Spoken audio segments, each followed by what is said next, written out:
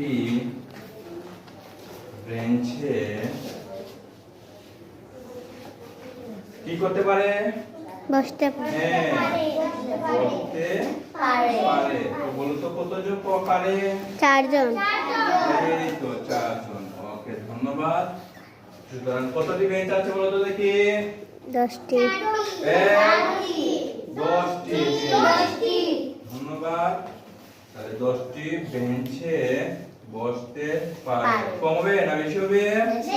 হ্যাঁ, বেশি হলে কি হয়? গুণ হয়। 4 জন। ওকে, এবার বলো তো দেখি 4 দশে কত হয়? 40। 40 জন বসতে পারবে। তাহলে উত্তর কত জন বলো তো দেখি? 40 জন।